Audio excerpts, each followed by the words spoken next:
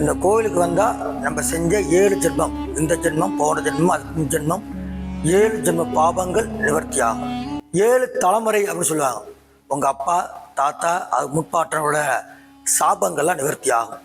அது வேறு பார்த்தீங்கன்னாக்கா பிரம்மகத்தி தோஷம், பிராமண சாபம், குரு சாபம், கன்னியா சாபம், சுமங்கலி சாபம், துர்மரண சாபம், குலதெய்வ தோஷங்கள் இதெல்லாம் சேர்ந்ததாக பிரம்மகத்தி தோஷம் அப்படின்னு சொல்கிறது. அந்த தோஷங்கள் இந்த கோயிலுக்கு வந்து நிவர்த்தி ஆகும். அது வேறு பார்த்தீங்கன்னாக்கா 108 சிவாலயங்களை தரிசனம் பண்ணாக்க எந்த விதமான நவக்கிரக தோஷம் இருந்தாலும் நிவர்த்தி ஆகும். இது மேற்கு பார்த்த ஸ்தலம் அப்படிங்கிறதுனால நவக்கிரக தோஷங்கள்லாம் நிவர்த்தி ஆகும். அதுக்காக உள்ள ஸ்தலம் அது.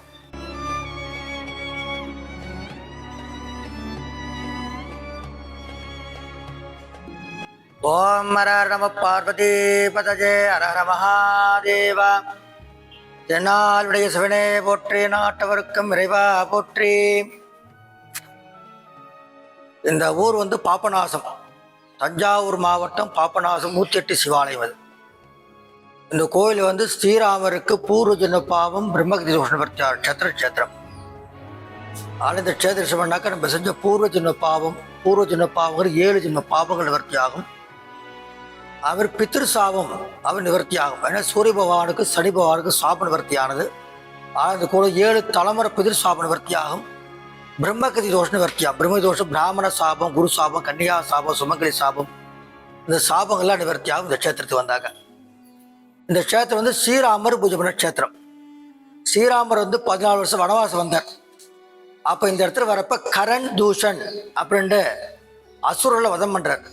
அவெல்லாம் பிராமண, அவெல்லாம் அந்த பிராமண வதம் பண்ணால் பிரம்ம தோஷம் பிடிக்கும். அப்போ அது நிவர்த்தி ஆகணும். அப்படி ஃபஸ்ட்டு வதம் பண்ணுறார். நேரம் இலங்கை போய் ராவண வதம் பண்ணுறார். ராமேஸ்வரத்தில் பூஜை பண்ணுறார். திரும்பி அயோத்தி போகிறவே ஸ்ரீராமருக்கு அசிரியர் இருக்கிறது. நீ 108 லிங்கத்தை வச்சு பூஜை பண்ணாக்க உன்னுடைய பூர்வஜன பாவம் பிரம்ம தோஷ நிவர்த்தி ஆகும் அப்படின்ட்டு. அப்போ ஹனுமனை காசிக்கு அனுப்பி லிங்கத்தை கொண்டு சொன்னார். ஹனுமன் காசு இருப்பார், நிறையா லிங்கமாக இருக்குது. அங்கேயே ராமா ராமா ராமான்னு தியானத்திலே உட்கார்றார். அவர் வரத்துக்குள்ளே 106 லிங்கம் நம்ம கையால் வச்சு போட்டு 4 ஆறு தாண்டி கபிஸ்தலம் அவர் க்ஷேத்திரம் இருக்குங்க. கரெக்டாக ஒரு 3 கிலோமீட்டர் இருக்கும் கபிஸ்தலம் க்ஷேத்திரம். அந்த ஆற்று கூடலே மண் எடுத்து வந்து இந்த ராமர் கூடல மண் எடுத்து வர பாருங்க. அதை ராமர் மண் எடுத்து வர்றார். நேரம் மண் எடுத்து வந்து தன்னோட பேரே சொல்லி ராமா ராமா ராமா ராமான்னு 106 கோடி மண் வைக்கிறார். இந்த 106 வச்சு அனுமார் லிங்கம் கொண்டு வரல. 106 குடிப்படி மண்ணாவிற்கு லிங்கமாகவே இல்லை. இந்த 106 அனுமார் லிங்கம் கொண்டு வரலையே சொல்லிட்டு பிரதான மூலஸ்தானத்தை எம்எல்ஏ வச்சுருப்பிட்டு நம்ம ராமர், சீதை, லட்சுமணர் இவா 3 பேர் சேர்ந்து வச்சு பூஜை பண்ணுறான். மூலஸ்தானத்தை ராமலிங்கம் அப்படி வச்சு பூஜை பண்ணுறான். அப்போ ராமலிங்கம் அப்படி சொல்கிறப்ப இந்த 106 கோடி மண் மூலஸ்தானம் சேர்த்து 107 லிங்கமாகவே ஆயிடுச்சு எல்லாமே. அப்போ காசிப்பன் ஆஞ்சருக்கு ஞானோதயம் வருது. ஓ ராமா அப்படி சொல்லி ஒன்று ஆஞ்சரை முடிச்சு பார்க்குறார். ஒரு சிவலிங்கத்தை ராமரே லிங்க அவதாரத்தில் இருக்கார். சரி, இந்த லிங்கத்தோடு ஹனுமன் லிங்கத்தை எடுத்து பார்க்குறார். அவரை எடுக்க முடியல. ஆனால் தோஷம் பிடிச்சால. ஹனுமன் தோஷம் கிடையாது, ராமருக்கு தோஷம் இருக்குது. லிங்கம் ராமருக்காக கொண்டு வர. அப்போ லிங்கத்தை எடுக்க முடியாது. ஒத்தாசி ஆள் யாருமே இல்லை காசியில். அப்போ ஆலமரத்தை சனி பகவான் காக்கா ரூபத்தில் உட்காந்துருக்கார். ஏன் குரங்க லிங்கம் பூஜைக்கு நேரமாச்சு, சீக்கிரம் எடுத்துகிட்டு போகிறீங்கும்போது எனதான் பலம் இல்லையே அப்படிங்கிறார். உனதான் வாலில் பலம் இருக்கு அப்படின்னு ஹனுமனுக்கு கோவம் வருது. அந்த கோவத்தோட வாழை கட்டி வேரோடு எடுக்கிற லிங்கத்தை வேறு வாலில் பலம் உண்டு. நேராக கையில் கொண்டு வர. அதான் கையில் ஒரு லிங்கம் இருக்குல்ல, 108வது லிங்கம். அது கோயில் வெளிப்புறத்தில் வச்சுடுறார். தென்பகுதியில் கோயிலுக்கு தென்பகுதியில் வைக்கிறார். வச்சோன்னு பிரதிஷ்டான்னு வச்சுட்டு பூர்த்தி ஸ்ரீராமர் பூஜை பண்ண போகிறப்ப இப்போ ஹனுமன் சொல்கிறார், நான் எடுத்துருந்த காசிலிங்கத்தில் இருந்த மூலஸ்தானமாக வச்சுட்டு இந்த மூலவரை பெற்று பக்கத்தில் வைக்கணும் அப்படிங்கிறார். உடனே ஸ்ரீராமர் சொல்கிறார், நீ வச்ச லிங்கமாக எடுக்க முடியாது, அதான் 100 பிரதிஷ்டா எடுத்துப்பா அப்படிங்கிறார். இல்லை, நான் கொண்டு வச்சு பிரதானமாக வச்சு பூஜை பண்ண சொல்லிட்டு மூலஸ்தானம் இந்த ஸ்ரீராமர் வச்சு பூஜை பண்ண 107வது லிங்கம் அந்த லிங்கத்தை வாழை கட்டி வடக்க பிடிச்சிருக்கிறார். எங்கே ராமர் மனநடத்துகிற கபிஸ்வரன் தாண்டி அனுமான் நல்லூர் அவரூர் க்ஷேத்திரத்தை வாள் இறந்து விழுந்துடுறார். இன்னைக்கு போனால் அந்த கோயில் போனாக்க வாள் இல்லாமல் ஒரு ஆஞ்சநேயர் கோயில் இன்னைக்கு பார்க்கலாம். அது பேர் ஹனுமான் நல்லூர் ஆடும்பேர். ஆனால் அபச்சாரம் மன்னிச்சுக்கணும் அப்படின்னு சொல்கிறார் ஆஞ்சநேயர். உனக்கு வாள் இருந்து ஒரு தோஷ நிவர்த்தி எடுத்து ஆளை ஒரு பேர் ஹனுமந்த லிங்கம் அப்படி வச்சு பூஜை பண்ணுறார். 108 லிங்கத்தை வச்சு பூஜை பண்ணுற ஸ்ரீராமர்.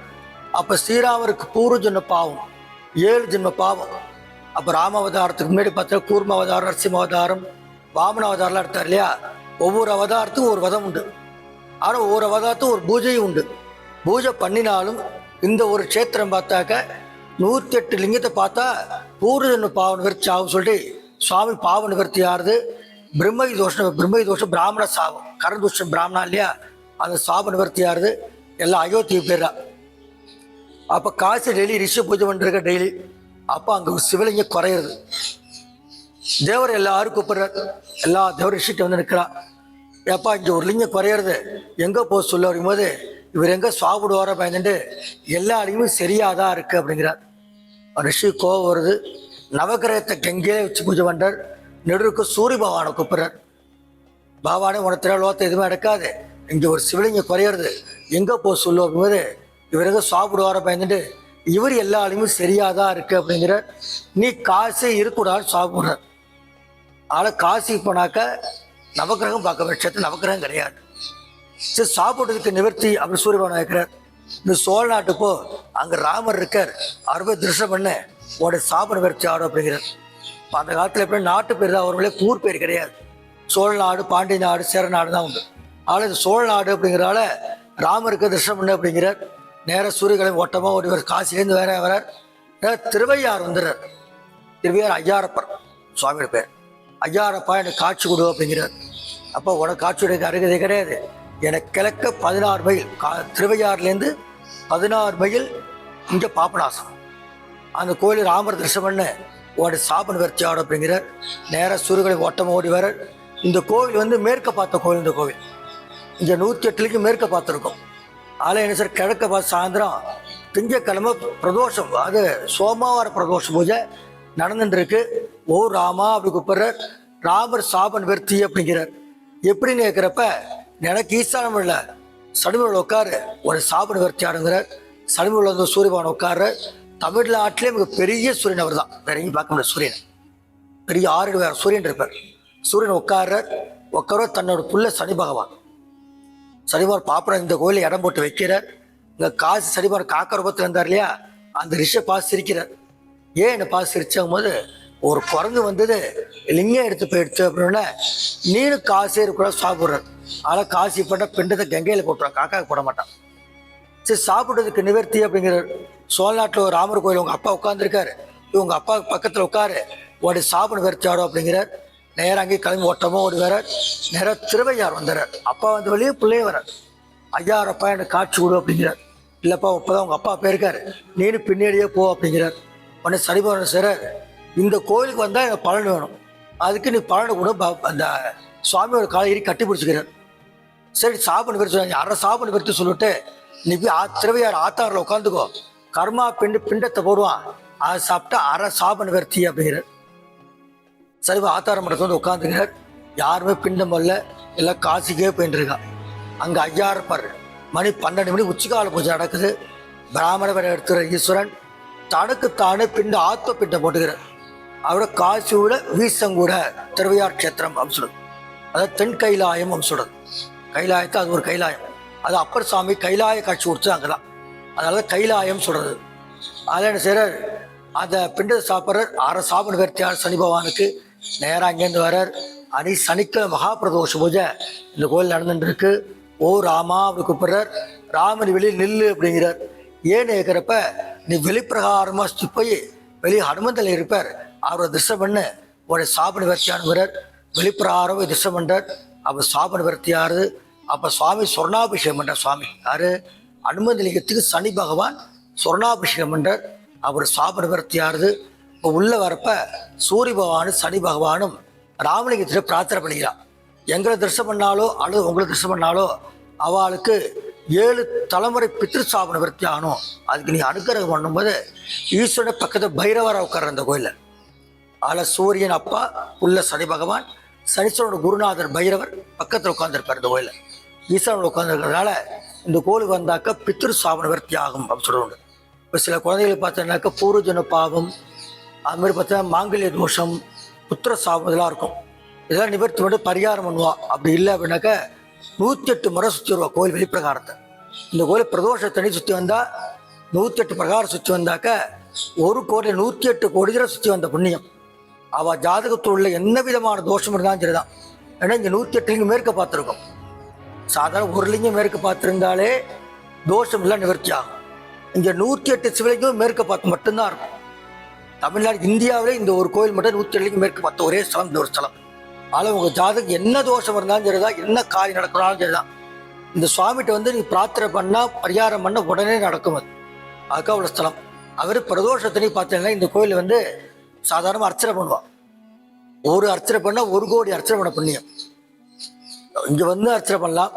வர முடியாதவ கோயில் நம்பருக்கு 480 ரூபா பணம் கட்டினாக்க 1 வருஷத்துக்கு அர்ச்சனை பண்ணுவான். இது 1 வருஷத்துக்கு உள்ளது. 4000 ரூபா பணம் கட்டினாக்க ஆயில் ஃபுல்லாக அர்ச்சனை பிரசாதம் வந்துட்டே இருக்கும் உங்களுக்கு. அது ஒரு 10 நாளைக்கு ஆயில் கால கட்டளைன்னு சொல்லுவேன். எப்படி எப்படின்னாக்கா சில குழந்தைகள் ஆயில் கம்மியாக இருக்குன்னு சொல்லுவாங்க சில ஜாதகம் பார்த்தாக்க.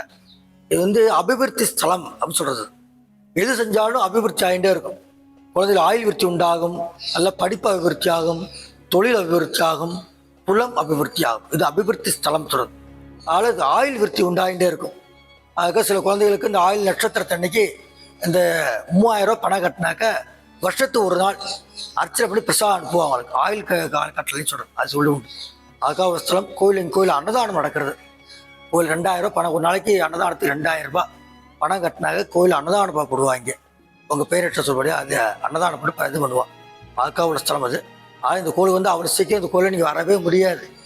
நீங்கள் பாவ நிவர்த்தி ஆனால் மட்டும்தான் இந்த கோயிலே நீங்கள் வர முடியும். அதுமாதிரி பித்திருக்களோட அனுகிரகம் இருந்தால் மட்டும்தான் உள்ளே வர முடியும். உள்ளே வரும்போது பித்திருக்களோட சாப நிவர்த்தி ஆகிடும். நீ மனசை நினச்ச காரியங்கள்லாம் கைக்கு வரும். அதுக்காக ஒரு ஸ்தலம். ஏன்னா இந்த கோயில் அகஸ்தியர் காமதேவன் பசுமாடு வச்சு பூஜை பண்ணியிருக்கு இந்த கோயிலில். ஆனால் இந்த கோயிலுக்கு வந்தாக்க கோதானம் அப்படின்னு சொல்லுவாங்க.